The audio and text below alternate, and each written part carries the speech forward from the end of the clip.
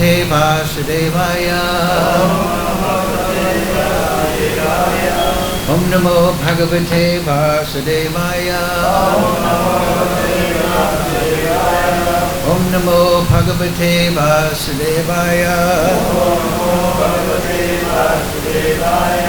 Om Namo Bhagavate Vasudevaya.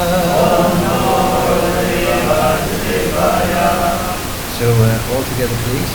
Om Jnana Timarandasya Ganandana Salakaya Chakshurunmilitam Yena Tasmai Shri Gurave Namaha Shri Chaitanya Manobhishtam Sthapitam Yena Bhutale Swayam Rupa Kadamayam Dadati Swapadantikam Vandeham Shri Guru Shri Yukta Padakamalam Shri Gurun Vaishnavamscha Shri Rupam Sagrijatam Sahagana Raghunatam Vitam Tam Sajivam Sadvaitam Savadutam Krishna Sahitam Krishna Chaitanya Devam Shri Radha Krishna Padam Sahagana Lalita Shri Vishakam Vitamscha He Krishna Karana Sindhu Tina Bandhu Jagatpate Gopesha Gopika Kanta Radha Kanta Namostute Tapcha Kanchana Gaurange Radhe Vrindavanishwari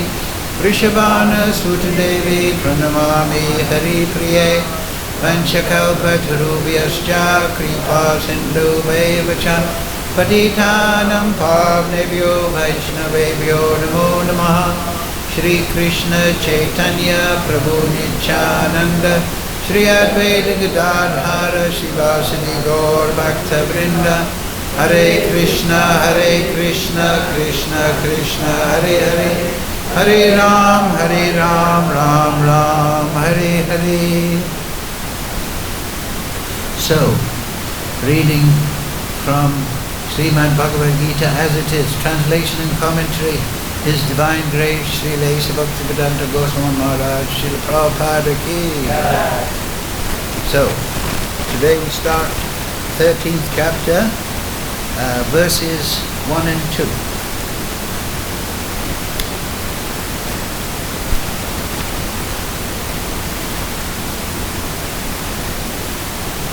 Yes, chapter entitled Nature, the Enjoyer and Consciousness. So, it's a double verse, so we'll just do line by line. Is that all right? Please repeat. Arjuna Vacha Prakritim Purusham Chaiva Chaitram Chatra Yam Evacha Etad Veditum Ichchami Jnanam Geyam Chakeshava Sri Bhagavan Vacha Idam Shariram Kunteya Chekram Itya Vidhiyate Etadyo Vetitam Prahu Chetra Jnana Ititad Vidaha. Okay, word for word, please repeat. Arjuna Vacha. Arjuna said, Prakritim, nature. Purusham, the enjoyer. Cha, also. Eva, certainly. Chaitram, the field. Chaitragyam, the knower of the field. Eva, certainly.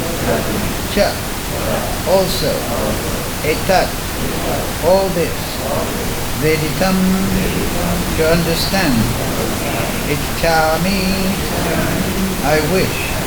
Jnanam, knowledge. Geyam, the object of knowledge. Cha, also. Keshava, O Krishna. Sri Bhagavan Vacha, the personality of Godhead said, Idam, this, Shriram, body, Kunteya, O son of Kunti, Kshetram, the field, iti, thus, abhidhiyate, is called, etad, this, yaha, one who, veti, knows, tam, he, prahu, is called, Kshetrajna, the knower of the field. Iti, thus, tadvidah, by those who know this. So, translation Srila Prabhupada. Arjuna said, my dear Krishna, I wish to know about Prakriti, nature, Purusha, the enjoyer, and the field, and the knower of the field, and of knowledge, and the object of knowledge. The Supreme Personality of Godhead said, this body, O son of Kunti, is called the field, and one who knows this body is called the knower of the field. Please repeat. Arjuna said, my dear Krishna, I wish to know about Prakriti, nature, Purusha, the enjoyer, and the field, and the knower of the field, and of knowledge, and the object of knowledge. The Supreme Personality of Godhead said, this body, O son of Kunti, is called the field, and one who knows this body is called the knower of the field. Before Srila Prabhupada, Arjuna was inquisitive about Prakriti, nature, Purusha, the enjoyer, Kshetra, the field, Kshetrajna, its knower, and knowledge, and the object of knowledge. When he inquired about all these, Krishna said that this body is called the field, and that one who knows this body is called the knower of the field. This body is the field of activity for the conditioned soul. The conditioned soul is entrapped in material existence, and he attempts to lord it over material nature. And so, according to his capacity to dominate material nature, he gets a field of activity. That field of activity is the body. And what is the body? The body is made of senses. The conditioned soul wants to enjoy sense gratification, and according to his capacity to enjoy sense gratification, he is offered a body, or field of activity. Therefore, the body is called Kshetra, or the field of activity for the conditioned soul. Now the person who should not identify himself with the body is called Kshetrajna, the knower of the field. It is not very difficult to understand the difference between the field and its knower, the body and the knower of the body. Any person can consider that from childhood to old age he undergoes so many changes of body, and yet is still one person remaining. Thus there is a difference between the knower of the field of activities and the actual field of activities. A living conditioned soul can thus understand that he is different from the body. It is described in the beginning, Dehinosmin, that the living entity is within the body, and that the body is changing from childhood to boyhood, and from boyhood to youth, and from youth to old age, and the person who owns the body knows that the body is changing. The owner is distinctly Kshetrajna. Sometimes we think, I am happy, I am a man, I am a woman, I am a dog, I am a cat. These are the bodily designations of the knower. But the knower is different from the body. Although we may use many articles, our clothes, etc., we understand that we are different from the things used. Similarly, we understand by a little contemplation that we are all different from the body. For you or anyone else who understands the body, misprint, I or you or anyone else who owns the body is called Chetragyam, the knower of the field of activities, and the body is called Chetra, the field of activities itself. In the first 6 chapters of Bhagavad-Gita, the knower of the body, the living entity, and the position by which he can understand the Supreme Lord are described. In the middle 6 chapters of Bhagavad-Gita, the Supreme Personality of Godhead and the relationship between the individual soul and the Supersoul in regard to devotional service are described. The superior position of the Supreme Personality of Godhead and the subordinate position of the individual soul are definitely defined in these chapters. The living entities are subordinate under all circumstances, but in their forgetfulness they are suffering. When enlightened by pious activities, they approach the Supreme Lord in different capacities as the distressed, those in want of money, the inquisitive, and those in search of knowledge. That is also described. Now, starting with the 13th chapter, how the living entity comes into contact with material nature and how he is delivered by the Supreme Lord through the different methods of fruitive activities, cultivation of knowledge, and the discharge of devotional service are explained. Although the living entity is completely different from the material body, he somehow becomes related. This also is explained. Mukum karoti vachalam pangam laite yat kripa tamaham bande Sri Gurun Devatarunam. Arjuna vacha Prakritim Purusam chaiva Chetram Chetrajnam evacha Itad veditum ischami jnanam yeyam chvakeshara. Sri Bhagavan vacha Idam shariram kunteya Chetram iti abhihiyate Itad yo veditam prahu Chetrajnam iti tad vida. Arjuna said, "My dear Krishna, I wish to know about Prakriti, nature, Purusha, the enjoyer, and the field, and the knowledge of the field. And the knower of the field, and of knowledge, and the object of knowledge."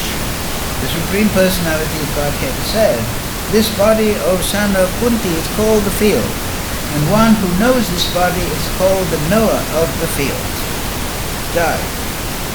So, wonderful purport by the Srila Prabhupada here. If you remember in the last paragraph, you see that how he is delivered by the Supreme Lord through the different methods of fruitive activities, cultivation of knowledge, and the discharge of devotional service are explained. Yes, so that is reference to, as we say many times, the 3 sections of the Gita. In the beginning, karma is discussed with devotional relevance. Then in the middle 6 chapters, which we've just finished, devotional service is elucidated and the different levels. And they're here in the last 6 chapters, Gyan is presented, but with as a support, which Gyan should be, as a support for one's devotional liberation. Because by Gyan, spiritual knowledge, one loses attachment from the material world. One becomes enlightened. And by devotional service, one becomes attached to the Supreme Lord. So both things must be there. We must lose attachment to enjoying as Purusha in this material world, but we must also gain attachment for Krishna. So Bhagavad-Gita is constructed in this way. Somebody may say, what about yoga? Meaning Ashtanga yoga. So that is also in the 6th chapter of the first 6 chapters. Bhakti-Vinod Thakur, he explains that Ashtanga yoga, that is in the realm of karma. Now, as we'll see throughout this chapter, that a man is composed, or a man or woman, so to speak, of the body, the mind, and the soul. And within that construction, there is the super soul supervising everything. Sutre manikana iva. The soul, everything, the body, the mind, they rest upon the soul. Among the supreme soul. So, karma is for those people who you can understand it in relationship to the gross body, the sthula surya. And you can understand jnana in relationship to the mind, the subtle body, mind, intelligence, false ego. And then you can understand bhakti as being relevant particularly to the soul. This way you can understand it. And so they're all relative to that, in the sense that those that are very much in the bodily platform, let them perform karma. But let them perform karma as an offering, yad karosi yadanosi, as an offering to the Supreme Lord. Similarly, those that are very much more intellectual, they may study from the point of view of gathering jnana, but let them understand that this jnana, this endeavor, this inquiry into the Veda, the Vedic knowledge, is exactly that. It is an inquiry through the accent of jnana. And that inquiry, Krishna says in the Gita, that those that study this sacred conversation worship me by their intelligence. So, and those that have reached a detachment through acquisition of real spiritual knowledge, they can enter into the devotional path. Now, Sarvabhauma Bhattacharya, when he became enlightened, he was initially attached to impersonal considerations and interpretations of the Vedas. But when he became enlightened by association with Mahaprabhu, he said, Jnana, you have come to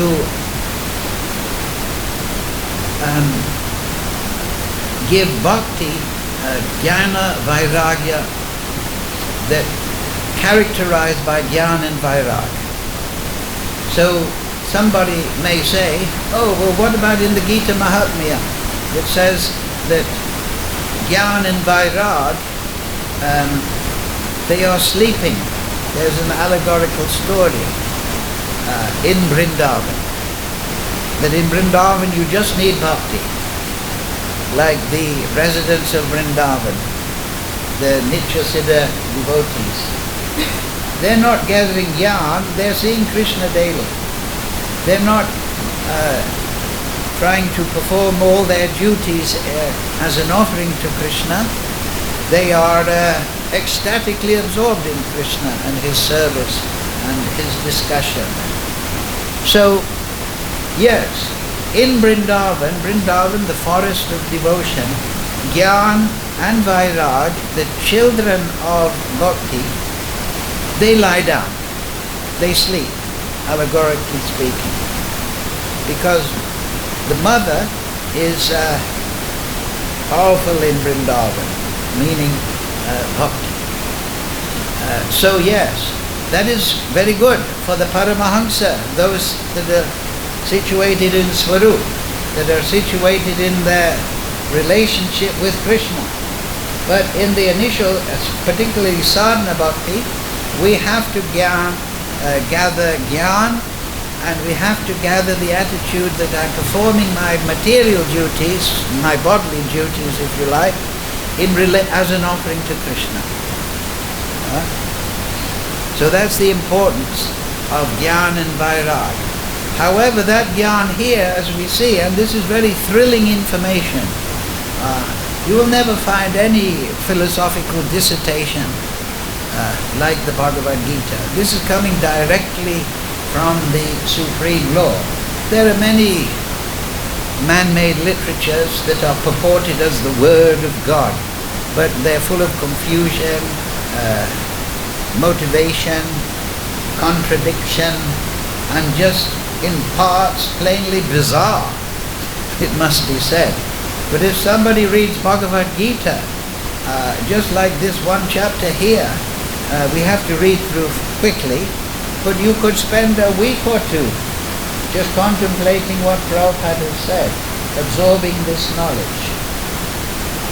So this is the sublime nature of the Vedas. People do not understand that creator means manual.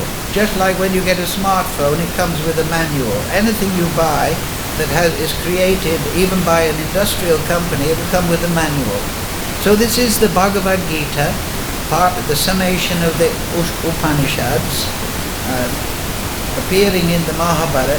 So this is the Supreme Lord's gift to the world. Here is the manual on the material and spiritual world. Just like if you want to use this smartphone, you should have a teacher and a manual. So if I don't have a teacher and a manual on my smartphone, it'll take me 100 years to understand all the functions. But if I have a teacher, I can understand it in a week. So all the material philosophers in the world, throughout millions of lifetimes, they will never come up with this knowledge. And they will change their ideas. And they call this the progress of knowledge.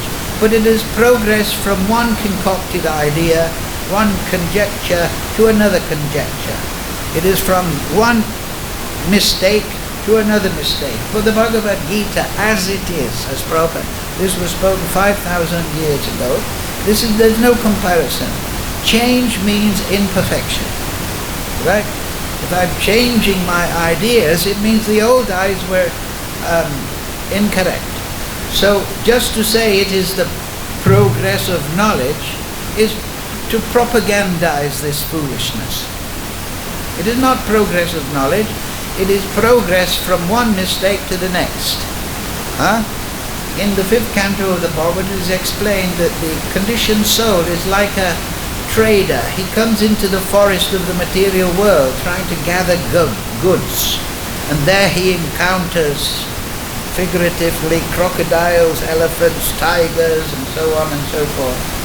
So he's stumbling around in the forest of material nature, trying to make sense of his existence. The Bhagavad-Gita is for those people. It's for everyone. So here, this knowledge here, as we say, it liberates the conditioned soul from speculation. In the material world, we don't know what to do with the gross body. We apply ourselves to certain ideas. Should I be vegan? Should I be vegetarian? Should I eat meat? Should I be a drunkard? And then we, in our mental state, we adopt one, in our childhood, we're a communist, then we become a socialist, then we become a capitalist, and then when we're an old man, we're a bitter, burnt-out fool, jaded, sitting on a park bench, angry with the world because of the dissatisfaction. Right? We transition from one foolishness to the other, and we spend our life with putanas, false gurus.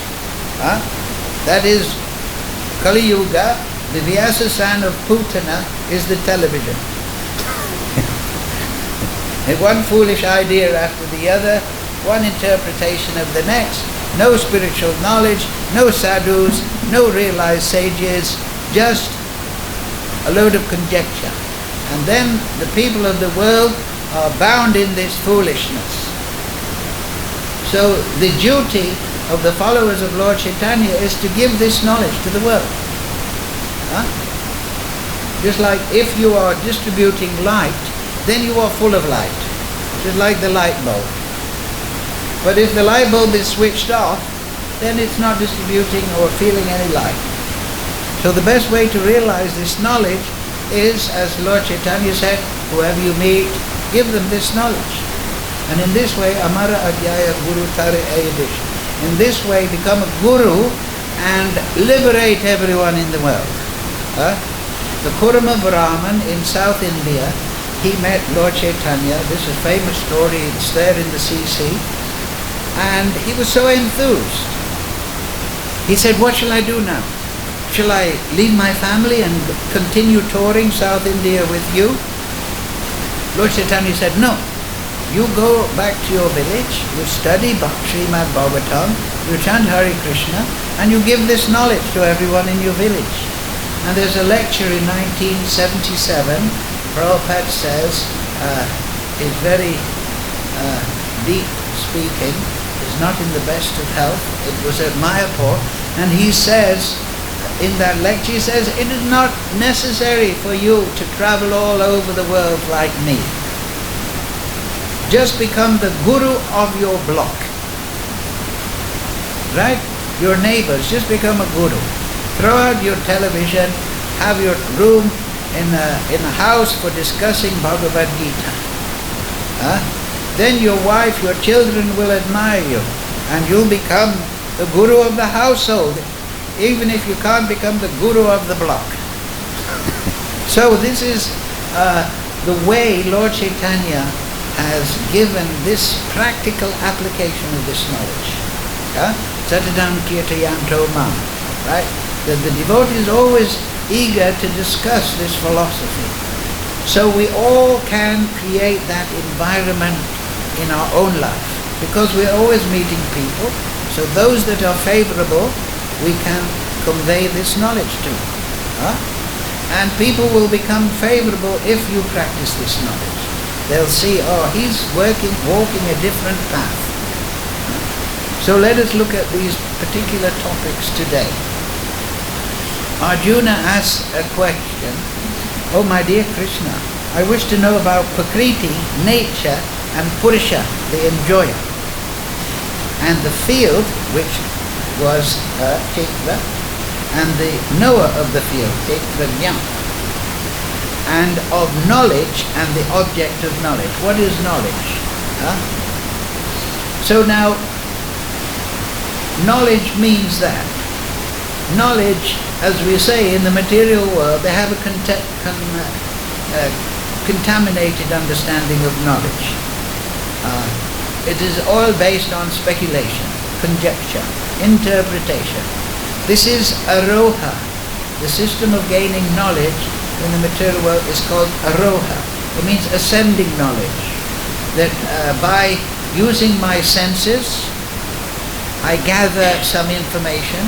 Now I may accent my senses with a telescope or a microscope, but it's going through my senses. And then anuman. That is called pratyaksha. To use the senses to gain knowledge from the external world. So anuman means anu, to follow the mind. It means, according to this information, I look at the moon or the stars and I gather some data, and then I interpret it according to my mind. But because I do not have the correct paradigm, just like if you're trying to install a Linux on your computer, if you don't know what you're doing, you're going to have to interpret. But if you have somebody who knows what he's doing, he can guide you. He can provide the paradigm. Oh, this means that. It's part of this.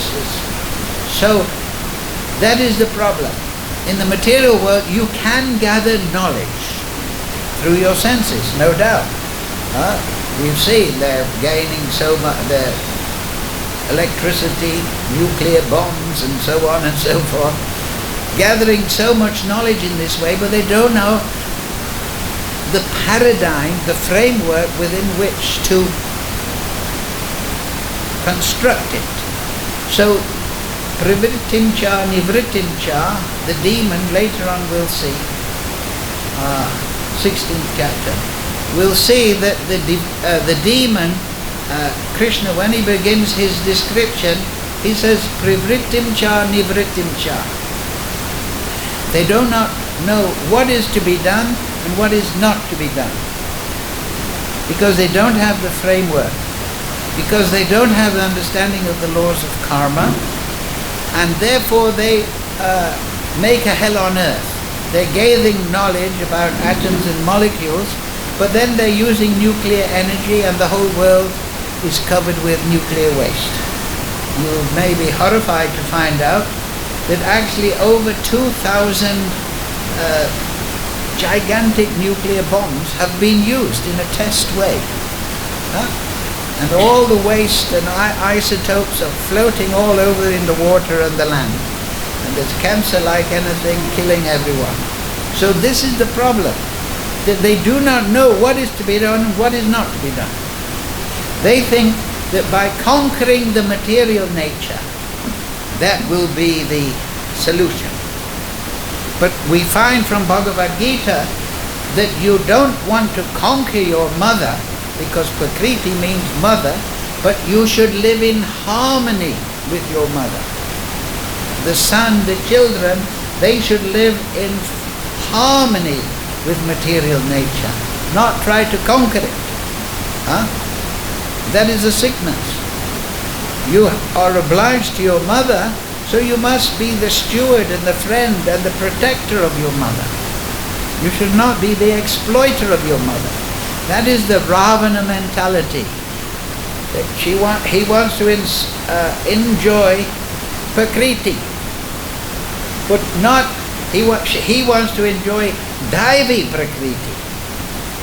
Because, yes, Prakriti can be termed in terms of material Prakriti, this Jada Prakriti, this gross energy, or the spiritual energy. But we are also Prakriti. In philosophical terms, we are not Purusha. We are Jiva Shakti. Radharani is Swarup Shakti. Shakti means Prakriti. Krishna is Purusha. The Vishnu expansions of Krishna, Balaram, all the Vishnu expansions, they're the enjoyer.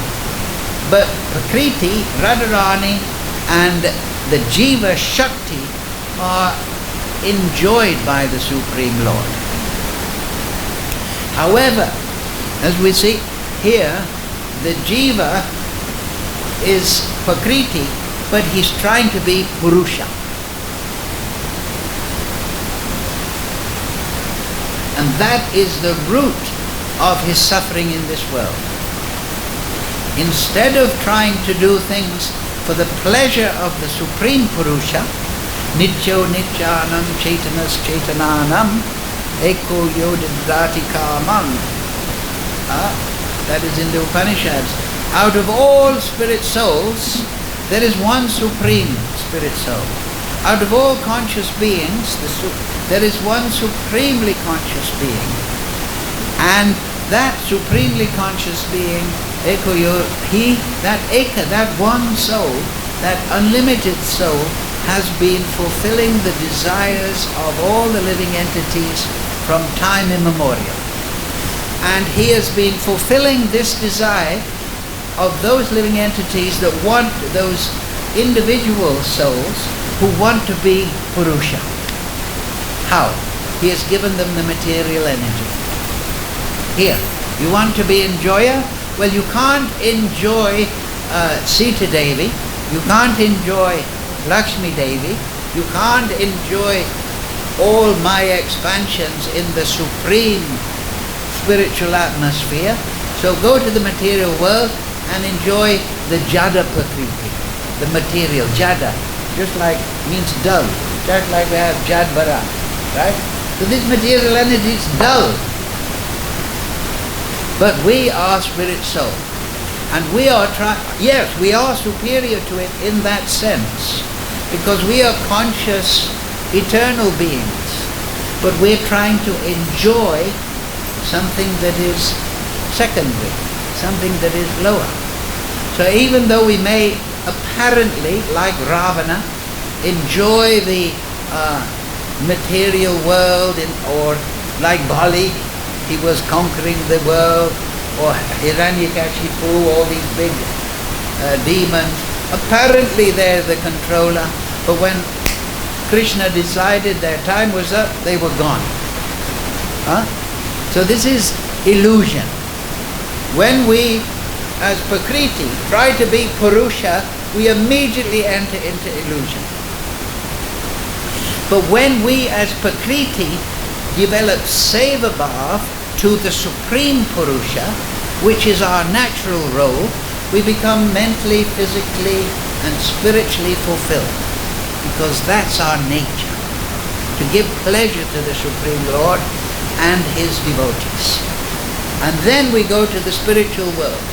In the material world, people are serving Supreme Lord and His expansions, Gopibhata, Kamalayo, Das, Das, Anadas. In the material world, they are just trying to be the Purusha. So Krishna gives them. And it's all, that is the illusion. Just like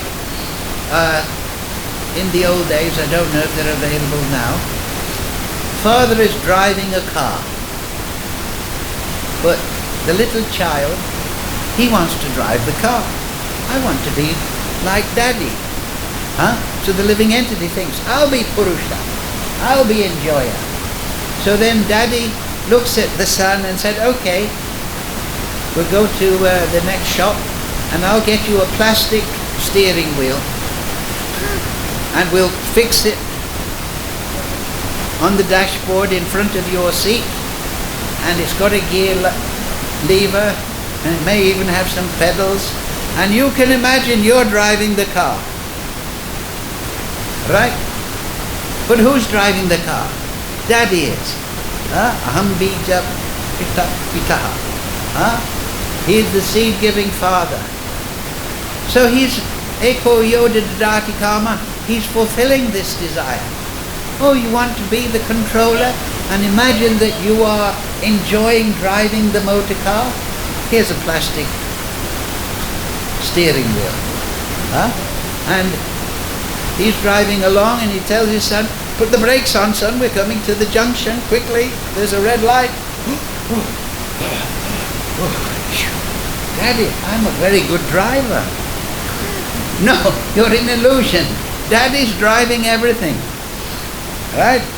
This is the material world. We're all in illusion. We all think, Kartaham iti manyate. I'm the doer. I'm the enjoyer. Krishna says, Kleshas adhikaras cha.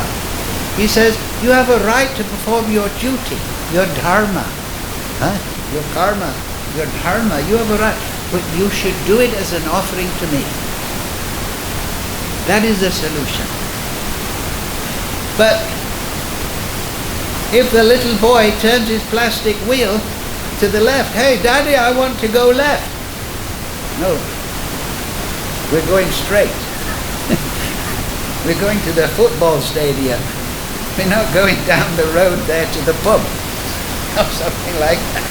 So the living entity, he realizes eventually that, hey, this is illusion. I'm not enjoying. Like I say, the old man sitting on the bench, jaded. You know, children, they're running around, they're having a great time, skipping up and down the steps. But the old man and the old lady sitting on the park bench and saying, yeah, I remember when I was young, yeah. I think I remember anyway. So that is the design of the material energy. But it is intrinsic. If you try to be Purusha, enjoyer of this Jada energy, that is your suffering. Just like going to the pub. The more you drink, the bigger your hangover. Right? The more alcohol you drink, and you know, there's all these man-made speculations. They think, oh, in heaven, you can drink, but there's no headache. No, in this material world, the more you try to enjoy, the more frustrated you'll be. The more alcohol you drink, the more headache. And then what will happen? You'll wake up in the morning and you'll say, my God, I'll never drink again. Right? But then in the evening you're drinking again. Of course, you're all Vaishnavas. I'm using the example. So, this is the point. Yes, Krishna has given it this material energy so that you can have the illusion, I'm the controller, I'm the enjoyer. But because it is Jada energy, secondary material, because you're spiritual, you will never really enjoy. You're in a different category. Just like the fish. If he comes out of the water, you may think, oh, this is nice. So, okay, I'll help you. Here's a deck chair. We'll put a sunshade. Oh, you're starting to dry out? Okay, we'll sprinkle you with water. The only happiness for that fish is not in the deck chair on the beach. It is back in the water, in his environment. So you can only enter the spiritual world with seva bhava, like I say. But if you sit on the deck chair trying to enjoy the sun, and you're a fish, you're a great fool. The longer you stay in it, the more you'll suffer. Now you may say, oh, wait a minute. Okay, but we've got this body. This body has to eat. This body has to sleep. We have to defend our arrangement. We need sex life. I'm driven in this way. So how I can suddenly develop seva bhava? That is Vaidhi Bhakti. That is Varnashram. Varnashram, Vaidhi Bhakti, all the rules and regulations. They say, okay, you've got this body now, but enjoy the material energy in a regulated way. Don't become a meat eater, don't live on slaughtered animals and all this. Don't get into intoxication, don't get into illicit sex. You want sex? Get a good wife and have sex, make children. Krishna says earlier in the Gita, right? I am sex life according to regulative principles. So therefore, even in the most primitive societies, they have a form of marriage, do they not? Because this is natural, it is inbuilt. And then defend, yes, but defend, Krishna says, yes, Arjuna, stand and fight. But fight, defend for a good purpose. To preserve your family, that is your duty if you're a man. To protect your family, that is your duty if you're a woman. Right? So you can do that. So all these things that we are entangled with because of having the material body and being a spirit soul within, they can be purified and they become the means of liberation. Yad karosi yad anasi yad stadosi vidasi yad tapasya kunteya tad kuruswa madapana. Right? Whatever you do, whatever you eat, whatever you offer, whatever you give away in charity, do that as an offering to me. So that's jnana. To understand, yes, I'm in this material world, but now let me cultivate seva bhava. How? By service to the Paramahamsa, to the pure devotees. Mahat sevam voram ahorimuktes. So therefore we see the big brahmachari Narada Muni, he became married with children in Chaitanya Lila. Mahavishnu combination of Vishnu and Shiva. He was Grihastha, he was the leader of the Vaishnavas in Navadvipa. So, what is the problem? And if you discipline your activities, just like we say, if you want sex life, get married.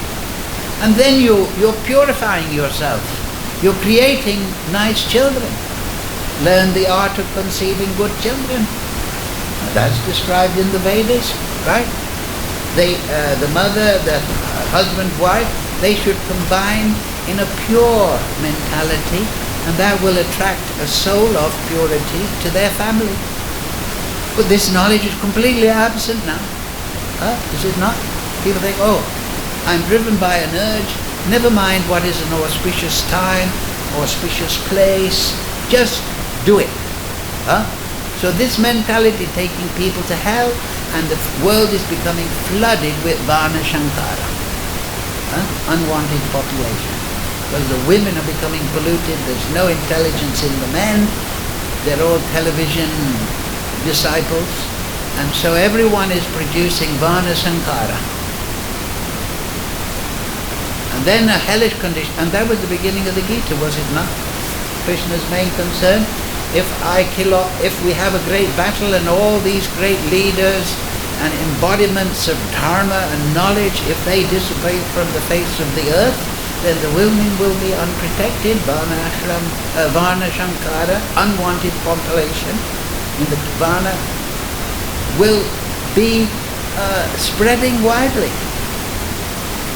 So the rules and regulations in the Vedas, Mahajyena Katasvapanta. You see, this is a very important point. That question is asked in the Vedas. How do you know? The Vedas are very complex. Karma is there, jnana is there, bhakti, the different levels of bhakti. How are you going to figure it all out? Mahajyena Katasvapanta. It says the truth of religious principles, the right understanding, lives in the heart of the self-realized soul. So that self-realized soul, Mahatsevam Dwaram Ahovimuktes, he is the mouthpiece of Krishna. Krishna speaks through him. Krishna eats through him. What is that verse? Hridayam Mayam. I must learn that sloka. I am in the heart of the sadhus, and the sadhus are my heart. They know no one but me, and I know no one but them. So the most important thing in a human society is not just regulated behavior and being happy in this world. It is to create the sadhus that can guide people. Okay, you're doing nicely now, you're married, not having illicit sex, you're not taking intoxication, you're reducing all this meat eating, you're being kind and tolerant, but you're defending strongly your nation and family against bad aggression. You're doing nicely, but do it as an offering to Krishna.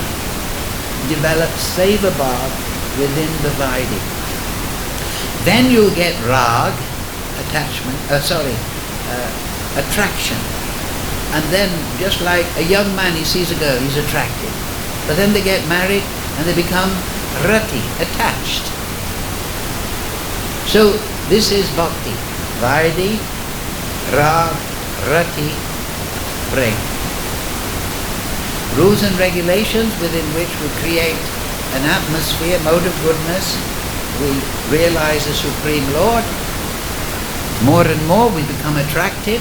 Just like I remember reading the Bhagavad-Gita for the first time. And I used to read lots of yoga books and all that. But when I read Prabhupada's Gita, I got it by mail order, I thought, wow, this book makes sense. So you become attracted just by the philosophy, you become satisfied. Right? So then you become attached. Because you're attracted, then you think, oh, I want more of this. So this is the potency. Just like if you chant Hare Krishna and you avoid aparad, then you'll automatically develop a taste for chanting Hare Krishna. Nityasiddha Krishna Prem Sadakavana Shravana Visuddha Chinte Karide Udai. And then your Krishna Prem will wake up. It's already there. The soul. So when your Prem, your Swarup, it will grow from the soul. Just like the tree grows from the seed. So we should all pay attention to our our awakening attraction, our rag. And we should chant to cultivate that rag and turn it into attachment, where there's nowhere else to go but Krishna. Just like even in the material world, that's the nature of love. If a man falls in love with a girl, then he doesn't want any other girl in the world but that girl. It's the same thing, right? Just like the mother, she falls in love with a child. She doesn't want any other child in the world. She wants that child. That's attachment. So that is the preliminary stage of prem. Bhava comes from ashakti. And then prem is the condensation of ecstasy. So it all starts in the Vedas. It starts from the lowest platform. But Lord Chaitanya says, okay, if this is too complicated, then just chant Hare Krishna, Krishna Krishna, Hare Hare, Hare Ram, Ram Ram, Hare Hare. Listen to the sadhus, try to understand, be pure in your life, offer nice things to Panchatattva, and then you'll get their mercy. They'll speak to you in the heart. But, like I say, if you gather this knowledge, and it's very simple. Why is it simple? Why is it simple to understand? Because you, as Prakriti, you are spiritual. So this resonates in your soul. You understand? This is the special facility of the human life. If the human hears spiritual knowledge, it resonates in his soul. He feels, hey, this is right. Just like everybody, even a child, knows that stealing is bad. Why? Because it's the soul. The soul knows what's good or bad. Because the soul is part of the Supreme Purusha. But Prakriti Sthani Kasha, we're struggling with the material energy. We're bewildered by this. So, with this knowledge we become detached, then we learn to regulate ourselves, and then we develop prema. So this is the path of liberation, and it is chalked out by the Mahajana. Therefore, Srila Bhaktisiddhanta constructed 32 great Shiksha Gurus coming down to Srila Prabhupada. Great. That doesn't mean to say we shouldn't respect gurus that are on a Madhyamadikari platform.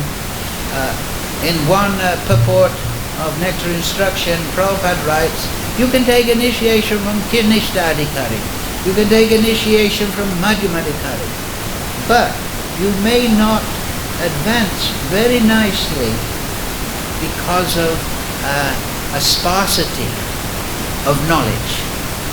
They may be less realized. It's just like if you want to learn guitar, the best thing is to have a really good guitar player. He's walked that path. He looks at you, he hears you play, and in 10 seconds he knows your level and he knows what you should practice. Right? And he can, now you have to learn this, you have to learn this. Now practice for a week, come back. And if you don't practice, don't come back. And so he puts pressure on the disciple. He knows the path of learning. So that is the Uttamadikari. But still the Madhyamadikari, that is the starting platform of bhakti. But you can also take from Kanishtadikari. But the main thing is that what Prabhupada is saying there is that the knowledge that you get from the sadhus, that is the real thing. It's like Arjuna. Arjuna didn't get a fire sacrifice going and then say, okay, now I'm your disciple, instruct me. No, he said, give me knowledge, Krishna. You instruct me, I'm bewildered, I don't know what. So the real thing is knowledge. And all the is extraneous to that. Gain the knowledge that will liberate you and give you attachment. So these things are in the Vedas. It's all very simple and clear. Why? Because if you clarify your mind, what is that verse in the Bhagavad-Gita? Nasta prayeshu abhadreshu nityam bhagavata seva bhagavati uttama shloke bhaktir bhavati naisike. By regularly hearing the Srimad Bhagavatam, all that is inauspicious in the heart is practically destroyed to nil, and then irrevocable bhakti to the Supreme Lord becomes established as a fact. So hearing, absorbing this knowledge. So this is very important, these 6 chapters. Yes, ultimately we want to just be completely established in our Swarup, in ecstasy, associates of the Supreme Lord. But to get there, we have to have the support of knowledge. So Krishna is doing that here. It's very important.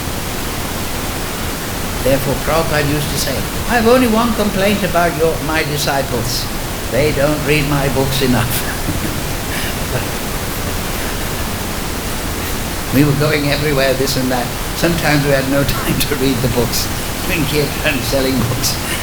And Prabhupada had one lecture, he says, you're selling books, but if you don't know what's in there, when people are buying the books, they say, what's it about? He said, well, I don't know. It's pretty good though.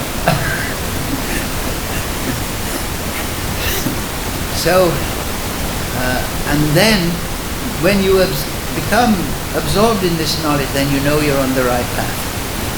Because, as I say, we are spirit souls. So fundamentally we know what's right and wrong.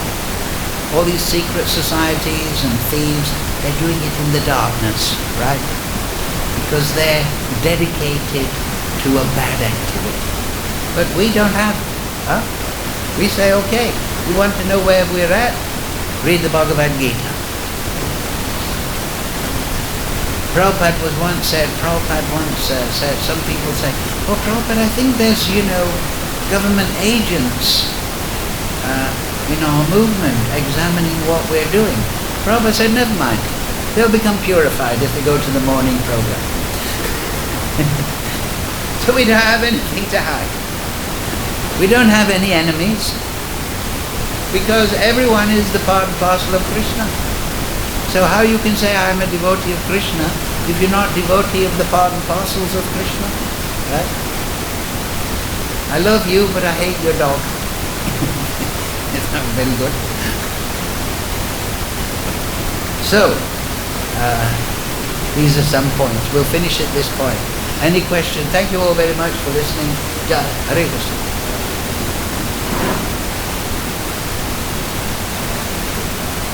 Any question?